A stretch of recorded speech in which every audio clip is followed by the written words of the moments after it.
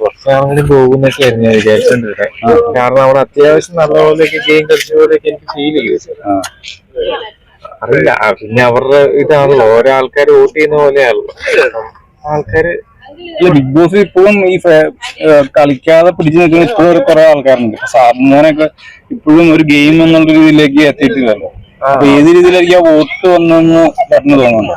എനിക്കിനിയിപ്പോ അറിയില്ല. ഇപ്പം അവൾ കഴിഞ്ഞ ആഴ്ചയൊക്കെ ഷാനവാസൊക്കെ ആയിട്ട് ഉറക്കുന്നുണ്ടായിരുന്നല്ലോ. അതിന്റെ പേരിൽ എനിക്കറിയില്ല.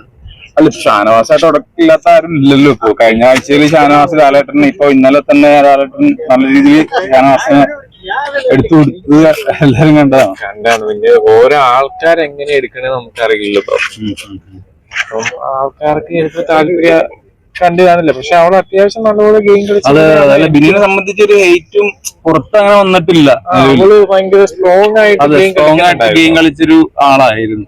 അപ്പൊ എന്തുകൊണ്ടാണ് വേറൊരു കാര്യം തന്നെ, ഇത്രയും ദിവസം നിന്നില്ല. 70 ദിവസം എന്ന് പറഞ്ഞാൽ കുഞ്ഞൊരു ദിവസമല്ല. അതെ അതെ അതെ, നല്ല ദിവസം. ഹാപ്പിയാണ്. അല്ലെങ്കിൽ അവരവിടേക്ക് ആകെ മെലിഞ്ഞു ഉണങ്ങി ആകെ നാശമായി നിൽക്കണേ. അത്രയും കുഴപ്പമില്ല. നമ്മളെ സംബന്ധിച്ചോളം ഓക്കെയാണ്. ഈ ബിഗ് ബോസിൽ ഇപ്പോഴും ഒരു ഗെയിം കളിക്കാതെ അവിടെ പിടിച്ചു നിൽക്കുന്നൊരു ഉണ്ടോ? ആരായിരിക്കും? Okay okay.